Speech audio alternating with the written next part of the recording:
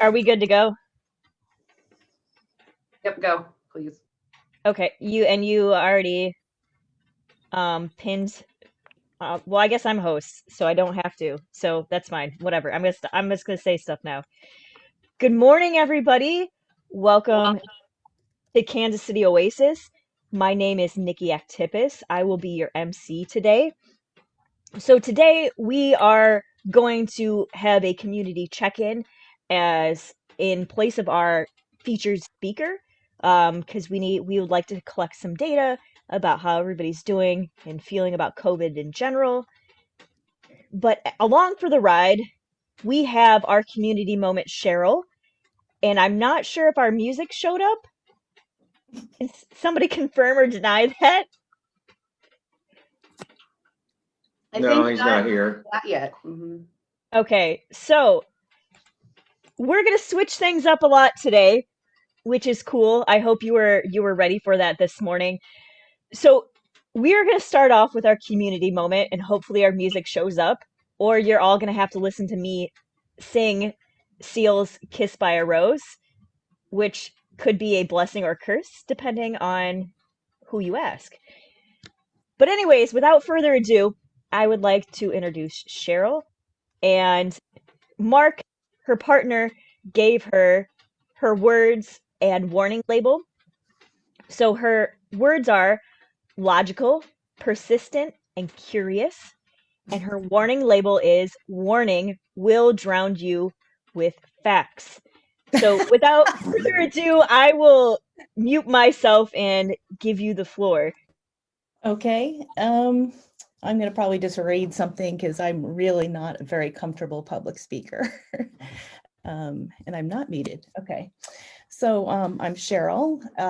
If you don't know me, I've been part of the Oasis community since day one, which was, I think, April of 2014. So I think, did we just hit 7 years? Sound right? I have been a computer programmer since 1986. I think the first time I was exposed to programming might have been even the late 80s. I took a class in high school. At that time, we had one class, I think an Apple II. That's all we had. And we had two Apple IIs in the whole school. And we shared them in a programming class. And I was kind of hooked from day one. I always loved math and I loved science. And we did a graphics program and I found it a lot of fun. So anyway, in 1986, I graduated with a BS degree in computer science and math, a double major. From my memory, when I was in school, about 1 out of 3 of my fellow computer science students were female. We were the minority, but there were still a lot of us. I started my first full-time job at Eastman Kodak as the software engineer in their medical imaging department, and my experience there was really good. I loved my job, my work life. This was like the late 80s, early 90s. And just like with school, about a third of us fellow engineers were female. I never really left out. There wasn't a lot of sexism. No one certainly questioned my abilities compared to the men. And then anyway, in 1994, I took 11 years off from full-time work.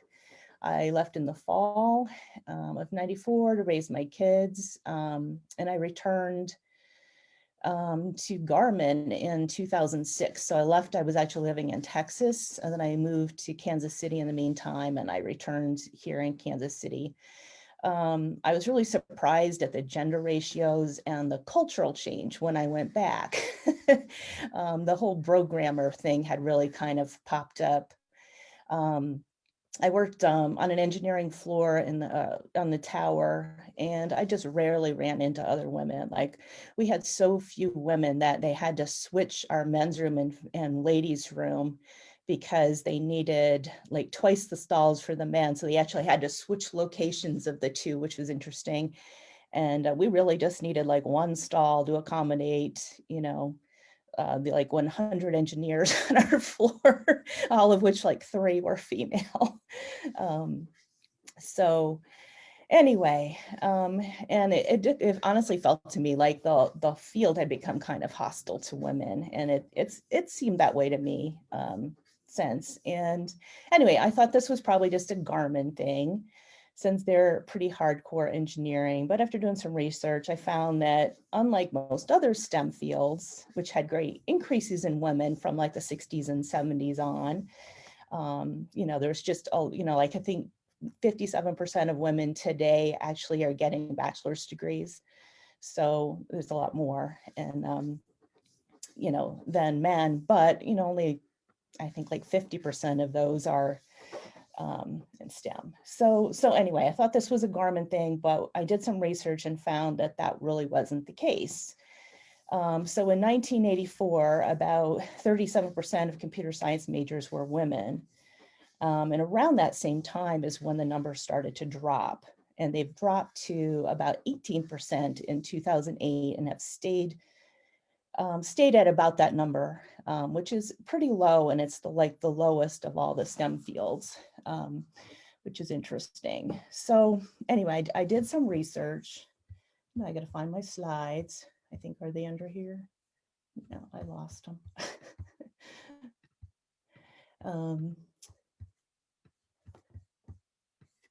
All right, I lost my slides.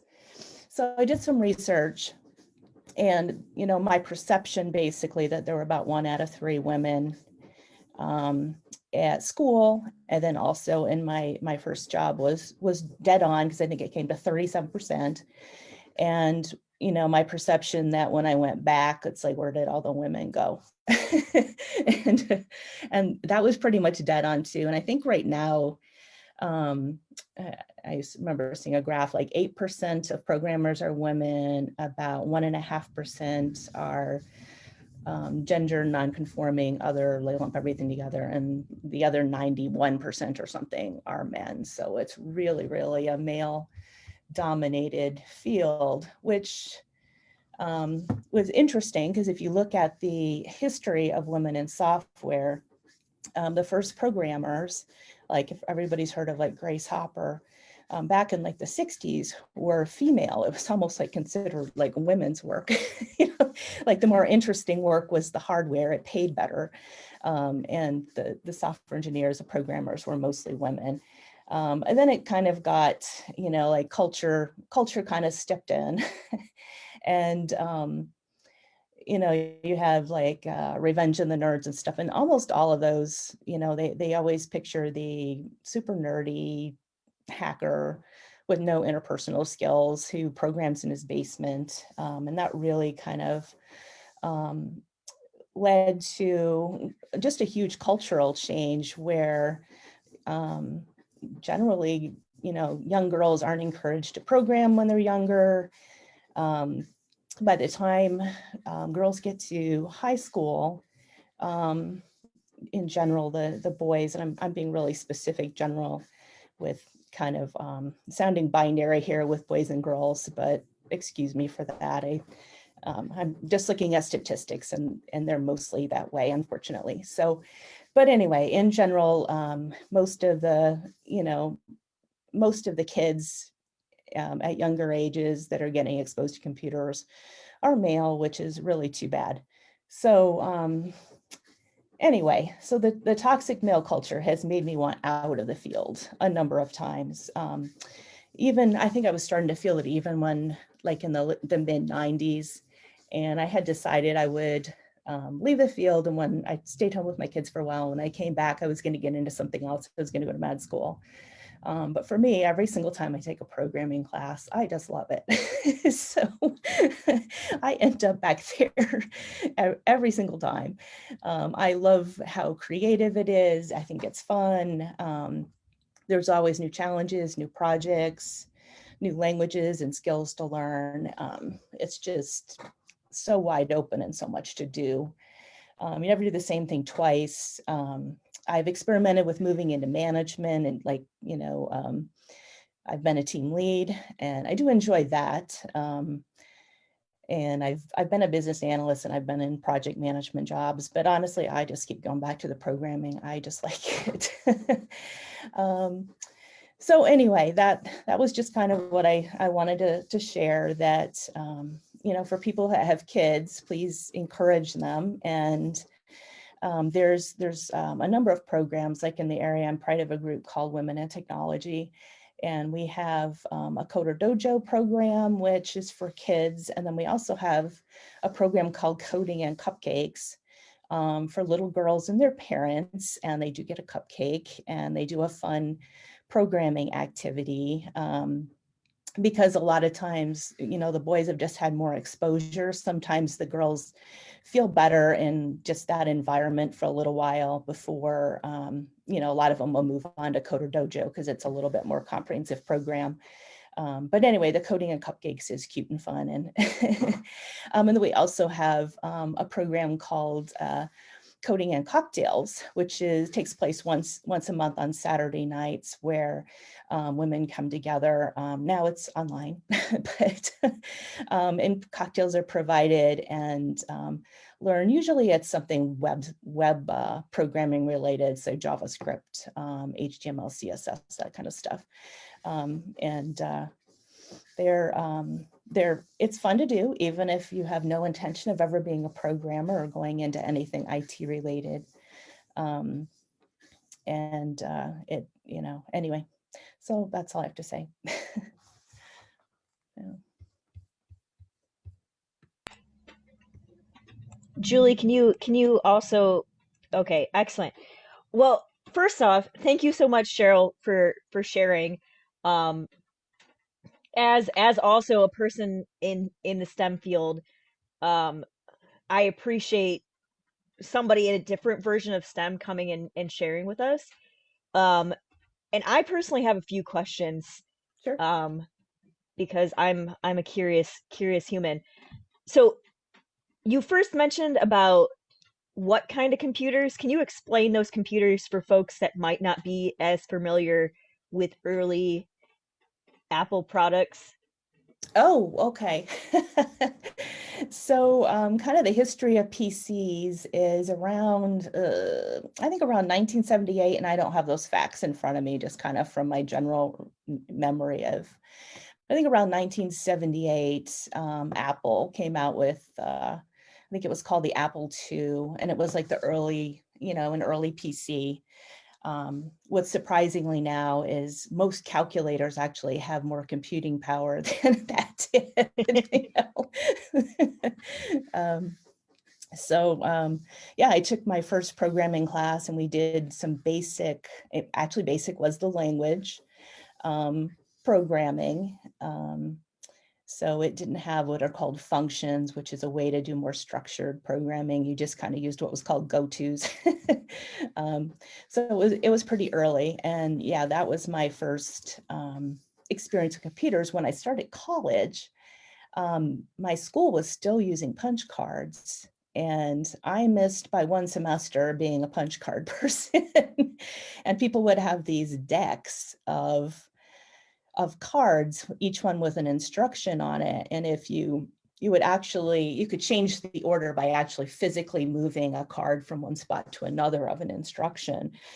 But people would like drop them on the way to get to the computer lab. They'd be all mixed up.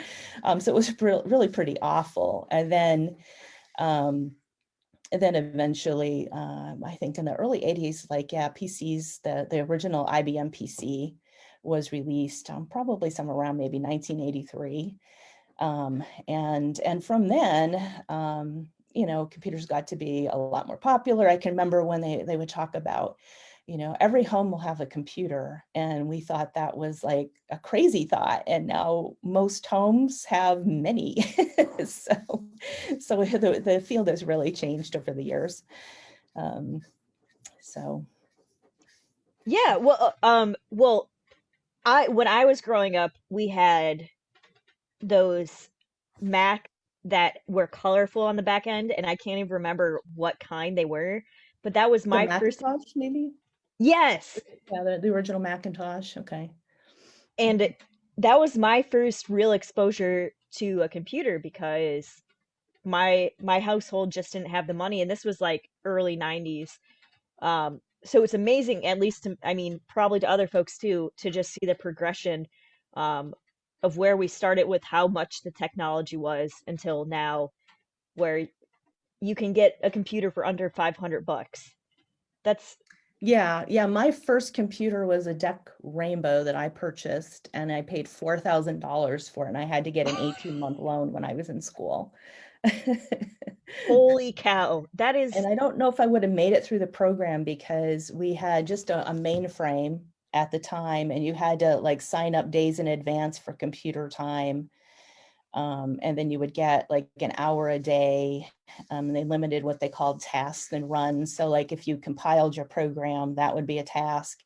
And you could only compile it once a day. So you had to be really skilled at getting it right the first time and not using a compiler to kind of tell you where you had a bug. So yeah, it's changed a lot. But yeah, the PCs really, by the end of the 80s, they really came into play. So well, I have a few community member questions and comments. So I'll start off with um, somebody was informing, Andy was saying that Apple 1 was in 76, Apple 2 was 77. So you were pretty spot on by a couple, margin of error with the statistics, right? yeah, I didn't have statistics in front of me. This is just memory. Yeah, So which yes. you were within the margin of error, so that's perfect. And then Amy and Jason are asking, can you tell us more about your recent degree program and some of your app ventures? In my adventures, App like app design. adventures. Oh, Yes. okay. So yeah, I recently just finished my master's degree in data science, and it was really an adventure going back to school at, I don't know, 53. So, especially in a very math-oriented program. I have a math undergraduate degree, but it had been, years since I had done calculus. You just don't use it really in the field, unless you maybe go into physics or something. You don't use it very much with programming. I use trig sometimes, but lots of algebra, but not calculus. So anyway, yeah, I just finished that up. Graduation actually was this week. But I officially graduated back in December when I took my last class. So yeah, I have a degree in Master in Science and Applied Statistics, Analytics, and Data Science. I am not sure I'm ever going to use it. It's kind of hard to break into that field. I'm working for a startup right now where if things go as planned, I'm doing an app for them. I'm writing an app, which I can't say too much about. It's a startup, but it's cool. It's using what's called near field communication, GPS, Bluetooth, lots of fun stuff. And anyway, if things go as planned, it should be a very data focused app, and I'll probably get to work on that end of things eventually. And I'm really enjoying working for a startup because I really do like wearing a lot of different hats. I recently left H&R Block. And maybe why I chose the topic I did, because I thought that the male toxic environment was just unbearable, honestly. And maybe not in other parts of the company. And sadly enough, the company, I think, at an executive level is really trying hard to not do that, but it still is just so pervasive. And in tech world, like the managers just don't know anything different. And where was I going with this? But there I worked on the H&R Block, the tax app, the actual tax prep app, which was fun. And that was in, I mostly worked on the iOS app and the Android app. I was the team lead basically for the two of them. And it was what's called a hybrid native app, where large parts of it were actually kind of sucked into a web view, basically. A web view meaning like a browser, an internal browser to a computer program. So other things I've worked on, when I worked at Garmin, I worked on a project called Garmin Connect. So if anybody uses any of Garmin's fitness equipment, their Forerunners, their Edges, they have a whole bunch of different watches and Edges like a bike computer. I'm betting Terry does. He knows about it. Anyway, I was the original author of their Garmin Connect app, which was the iOS app that connected all those devices. So that was particularly fun. Every time they'd build some new watch, I would be one of the first people who got to play with it, and I would see how it did with the app and if we had any problems with it, and enjoyed it a lot. Way back when I worked for Eastman Kodak, I did imaging in more like the medical field. And I wrote mostly code in C++ a little bit. Well, this was even kind of before C++ was popular. And everything from device drivers to UI, various things. So I personally think it's been a great career choice. It pays pretty well, a lot of flexibility. I'm working from home and hopefully can continue to do that, which I like. It's pretty flexible, like it's rare that, you're expected to be stuck at a desk every single minute from, 8 to 5, usually you can be pretty flexible. Did I answer Amy and Jason's questions? I guess some apps, and what was the other thing they asked? About your degree. I think so, and I think Jason and Amy will speak up if you did not. But I knew you were cool before, but now you are like 100% more cooler. At least that's what I think. So I super appreciate you sharing this, and especially for somebody of the generation under you all. Um, this is to me, it's important to hear this stuff because my generation is struggling with that dynamic. Right, we're in that dynamic of less females are being either not interested in programming or they're being pushed out because of like toxic Toxic masculinity. culture. Yeah. Yeah. Um, so I Well, think it's part of the thing they really think is by the time kids take their first programming class in high school, and I had some of my kids did, if they haven't been playing with computer doing some programming since they were like 5 years old, they're like behind the crowd. So unless they're, exceptionally bright and pick it up super fast, they often feel kind of lost and that they're behind. And that's really sad for somebody at like 13 to experience that. And unfortunately, it seems to be more girls than boys are in that place. In general, in STEM, science, technology, engineering, math, engineering is the lowest percentage female. There's, I think more doctors are, female graduating, more recent doctor graduates or physicians, I should say. You know, but no. it's the way it is. It's too bad because it's a great field to be in. Well, hopefully we can help with that upward trend of getting more females involved again, because obviously it started off as pretty, or more, there were more females in it while ago. Yes, way And now, more. yeah. So maybe we can help boost the trend upwards here, somehow. So is there anything else? Anybody else have any questions for Cheryl, or should we say thank you and let her take a bow and have some rest from talking to all of us? I'm gonna take silence as no more questions for the moment. So if you have Cheryl in your breakout room, you can ask more questions. So thank you so much for sharing. That was awesome. We're getting some congratulations and thank you for sharing in the chat. Um, Again, I super appreciated it today, hearing from you.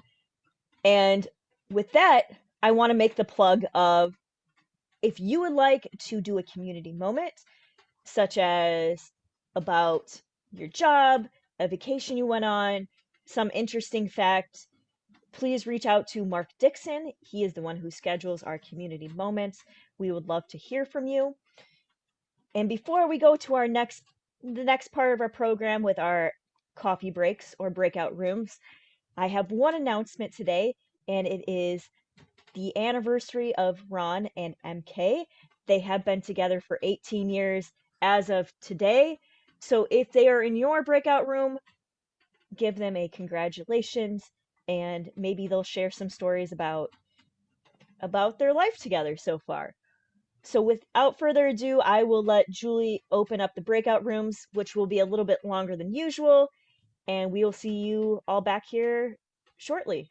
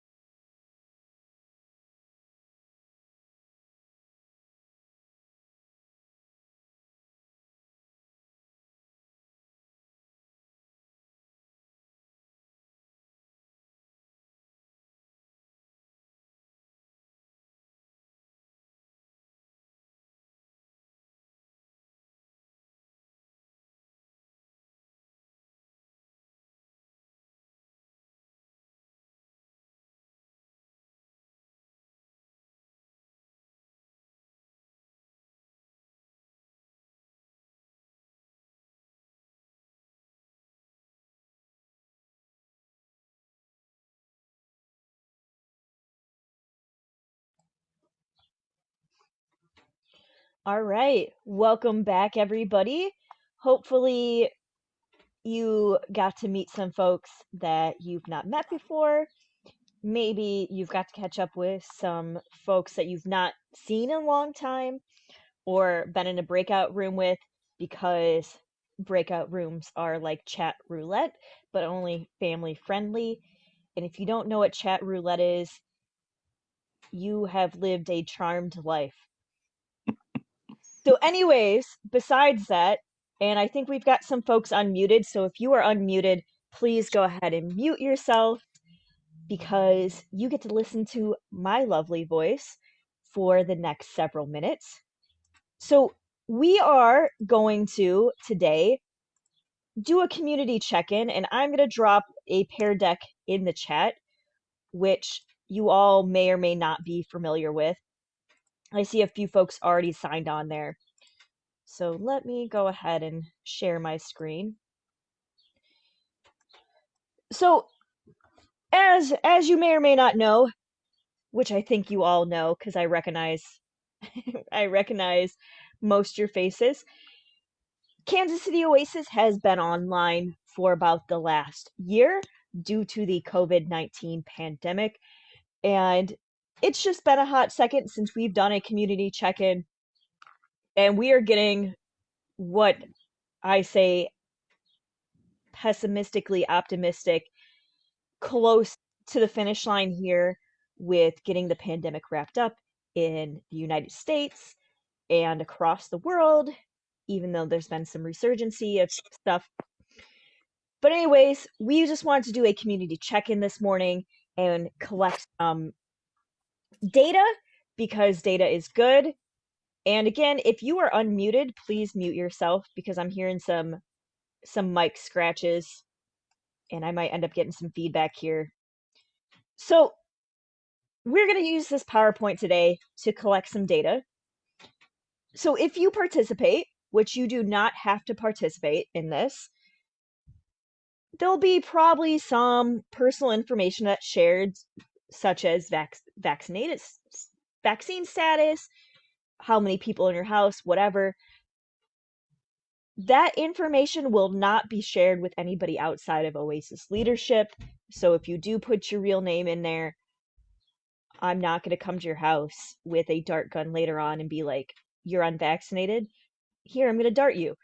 That's not how this works. Again, this is just information we are collecting as we move towards building policies and procedures around how reopening is going to look. Second, this is more to inform the community about what is happening, what guidelines have been set forth by health organizations. And again, this information that's collected today is going to help us analyze our reopening procedures as we start to build them. And then finally, just some global updates. So what experts are saying, you're probably going to get some of my personal scientist opinion as well mixed in here, because I wouldn't be who I am if I didn't do that. So just wanted to give a heads up, informed consent here. So if you are participating, awesome. If not, that's also okay. And again, I dropped the Pear Deck link in the chat, and I'll put it in there one more time just in case. If my little Zoom bar will come back. Aha, there we go.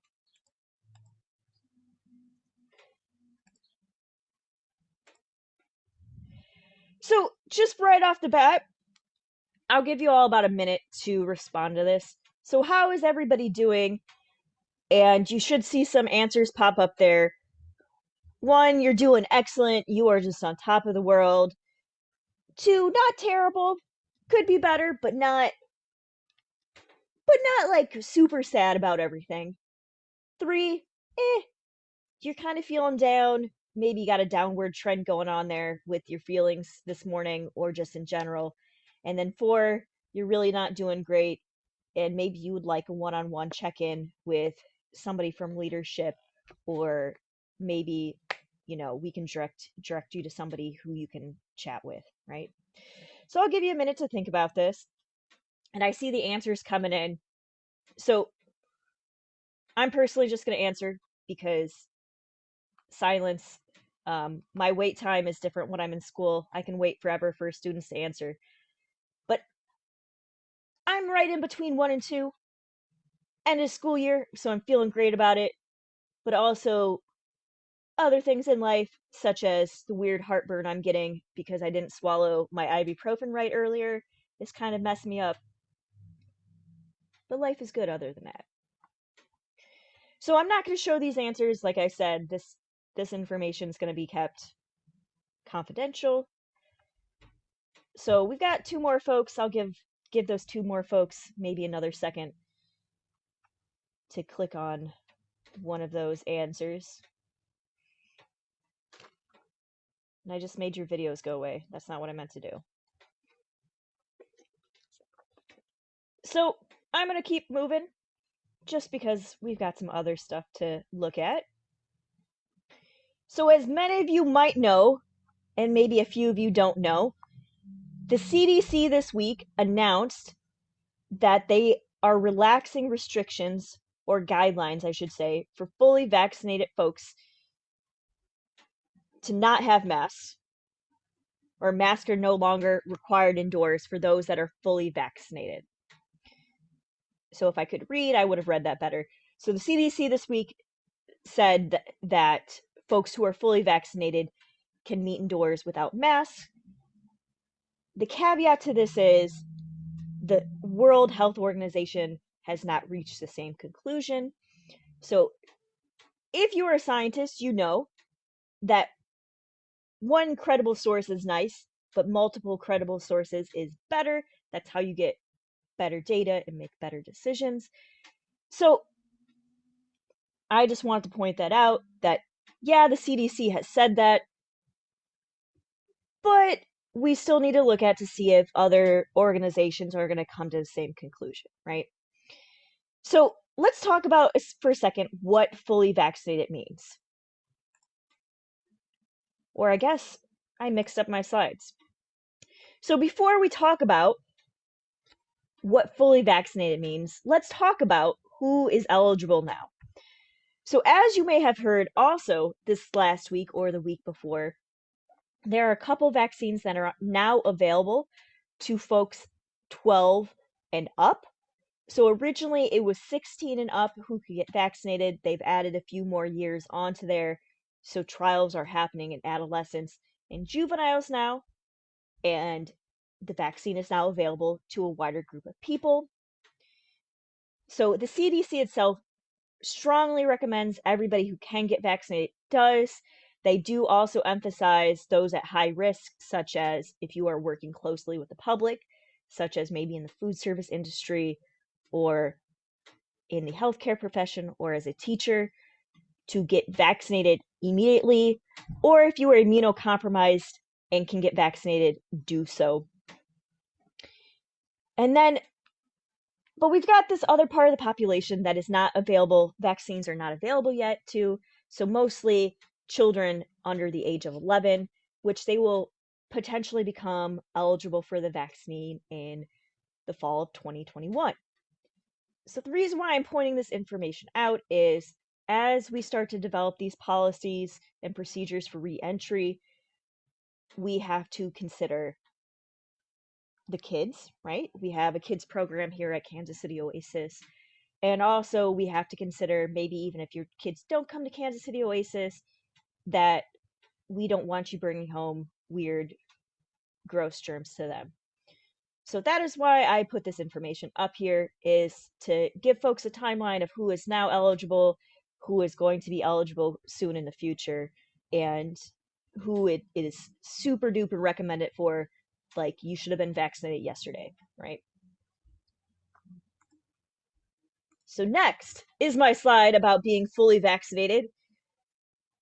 So if you're not quite sure what fully vaccinated means, per the CDC, being fully vaccinated means that you are either 2 weeks out after your second dose of a 2-dose series, such as the Pfizer or the Moderna vaccine, or you are 2 weeks out from your single dose vaccine, such as the J&J vaccine.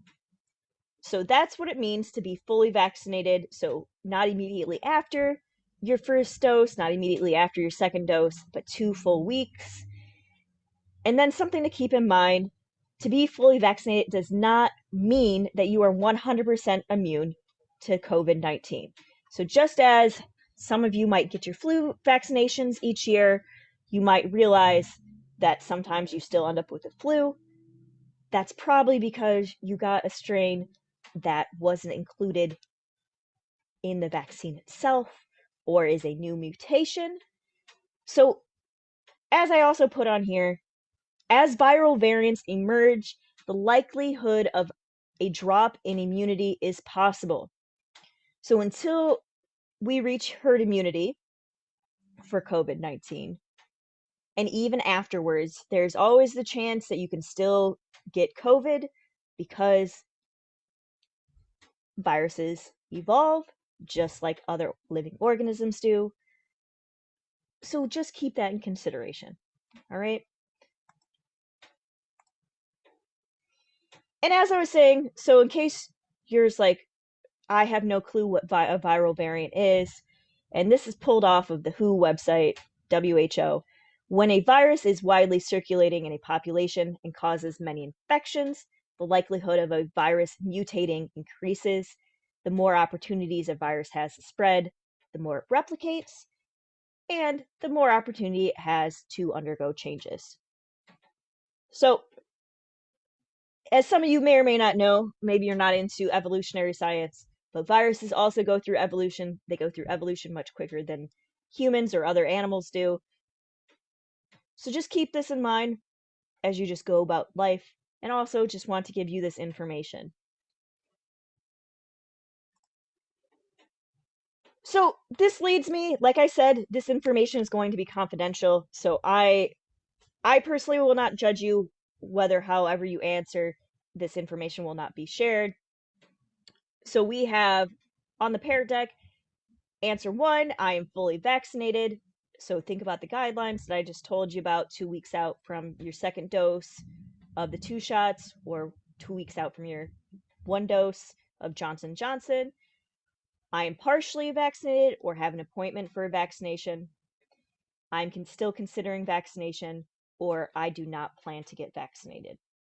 So I'll give you about a minute-ish to answer this. And as you all you beautiful people are answering, I'll give you a little bit of my vaccination story. So in February, as somebody who is high risk because I work with children, I received my Pfizer vaccine.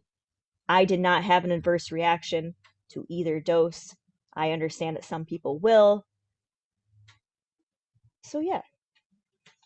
So I'll give folks about 30 more seconds. It looks like everybody's answered. Got about 2 more folks maybe that are considering answering.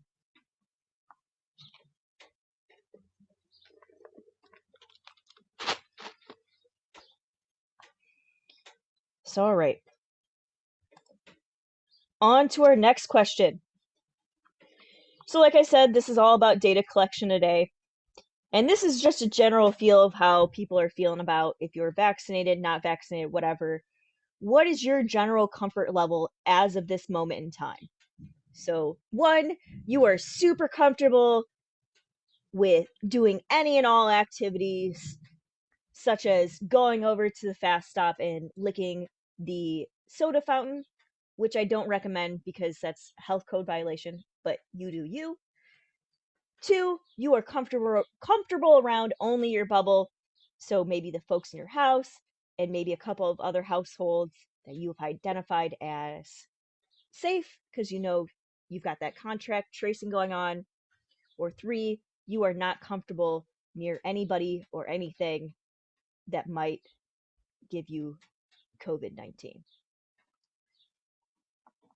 So it looks like we still got a few folks maybe considering about answering.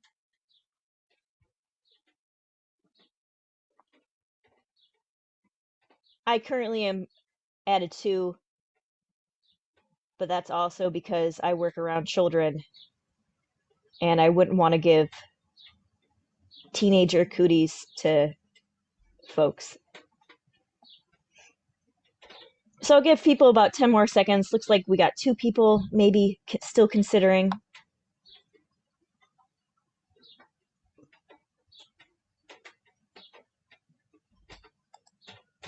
All right. So our next question is, if Oasis were to reopen today, you would attend both indoor and outdoor events? You would only attend outdoor events? You would want to remain virtual, or you would not attend at all? So that last one, let me clarify that last one a little bit. So we're going to continue virtual events. We've always had Facebook Live, whatever. So not attend, I mean, if we had social events or group events such as, you know, volunteering somewhere, that's what I mean, like you wouldn't attend those. So it looks like we're still waiting on some folks, so I'll give about 20 more seconds. And again, you don't have to answer any of these questions. You don't have to answer them all. You can pick and choose. We're just collecting some data today.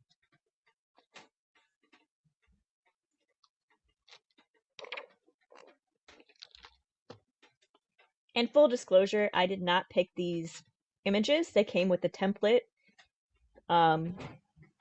This looks very dangerous and nobody has PPE on. So don't ever hold a dartboard and let somebody throw darts at it. That's probably not safe. So, all right, here's my next question for you all. So to get a feel about just our demographics here a little bit, how many people in your home attend Oasis? And this doesn't have to be on a regular basis, so maybe they're semi-regular, whatever. Is it 1, just you?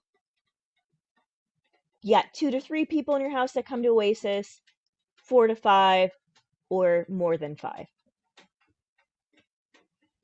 I'll give folks about 20 seconds to answer. Looks like we've got most folks already on here.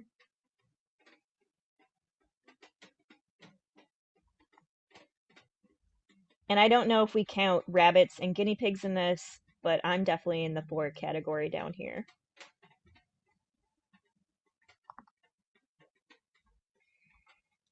So I'll give you about 5 more seconds. If you're unsure about how many people attend or how many people you have in your household, just close your eyes, pick an answer, and then you have to acquire 4 to 5 more roommates.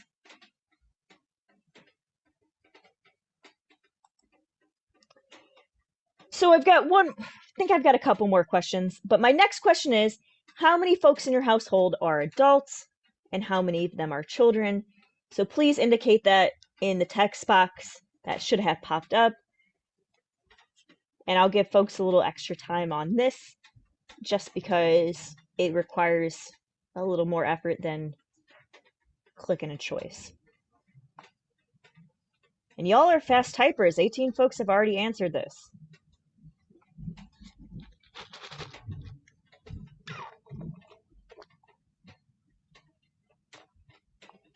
And if I was answering this, I would answer both because I am an adult and a child, just depending on the day.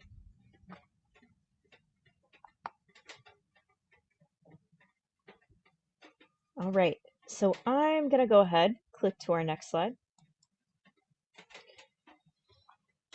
So this is a good opportunity for folks to drop some comments, questions, concerns into the text box as well about reopening procedures.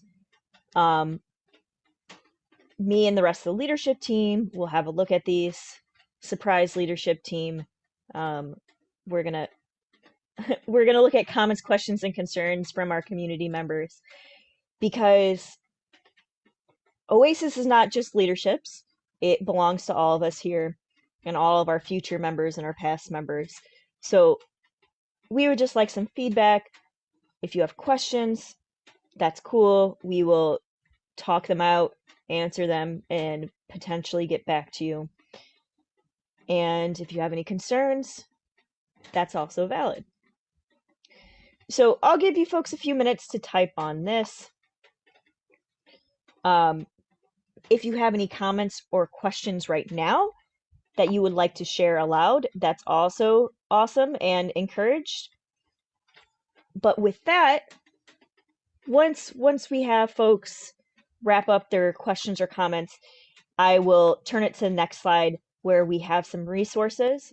So I have put together a list of resources on if you are not vaccinated yet and you are still looking for a vaccine. I've got some websites that will help you out if you're in Missouri or Kansas.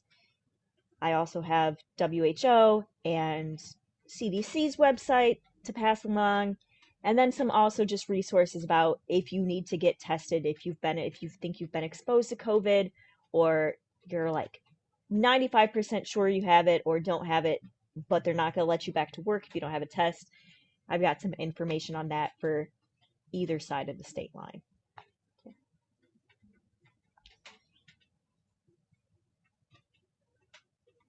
So I'm going to click to the last slide so I can show you this. So I tried to separate it out by state, and then specifically Kansas City down here, because we all know that Kansas City is very different than some other parts of Kansas or Missouri. We've got a high population here. So don't only just look at information on state specific, but maybe take a look at our city's statistics as well, because that's where we live. We don't live in rural Kansas or Missouri. Some of you might, I personally don't. So just keep an eyeball on these resources.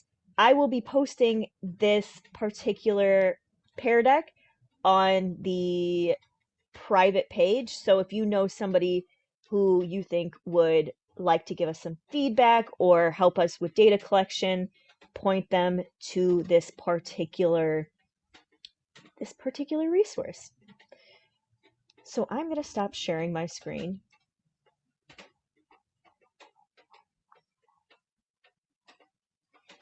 And it looks like we've got some. So I'm just going to scroll through the chat because I was not paying attention to the chat.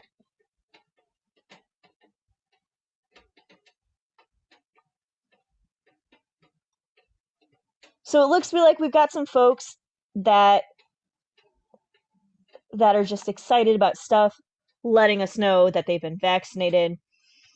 Andy is saying that the vaccine is also recommended for nursing mothers and folks that are pregnant.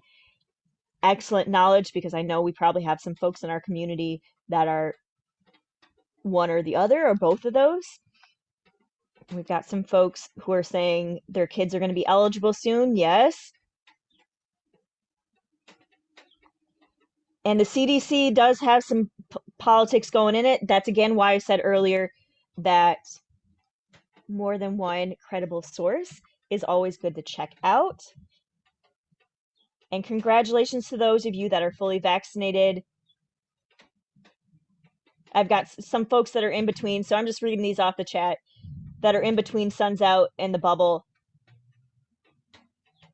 And yeah, so yeah, we really want to make sure that our immunocompromised people in our community are protected. So we are going to consider those things when we are writing these policies and procedures, because we are a group of rationally minded people, and we want to make sure everybody feels, one, included, and two, is protected. And it looks like it's just a lot of folks answering the chat.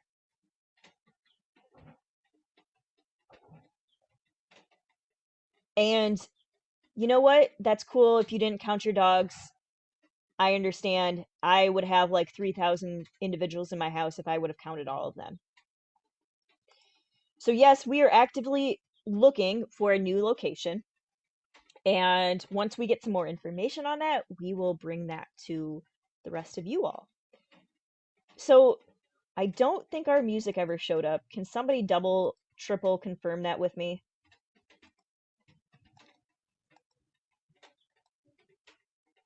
Okay, so it is confirmed that we have no music today, which is cool. You got to hear me make really terrible jokes. You got to hear a really good community moment from Cheryl, and you all helped us out collect some data. So I think that leaves us off. Oh, you're trying to get Gary to grab his guitar. Well, you better hurry because I'm about to release you back into the wild. So, before we leave today, I just want to give a good um, preview of what's happening next week and the weeks that are following. So next week our speaker will be from, I believe it's Apopo. I'll put it in the chat. And it is a nonprofit that focuses on training what are called hero rats, rats that detect bombs and disease. So they will be coming and talking to us next week. The week after that, we will have our community care, which will focus on Memorial Day. And on the 6th of June, we will have author and journalist Mark Bittman joining us. If you don't know who he is, I highly recommend you go in and look him up, along with our rap folks that are coming in for next week. So without further ado, I will let you all sign off for today. Thank you for joining us here at Kansas City Oasis. As a reminder, we are a 501c3, so that means we are completely volunteer run. And if you would like to donate to the cause, head over to kcoasis.org, find that donate button, and you can sign up to be a monthly donator, or you can donate, just do a one-time donation, which is cool. So I will see you all next week. Have a good week and stay safe and dry today as it is drizzling out. Have a good afternoon, folks.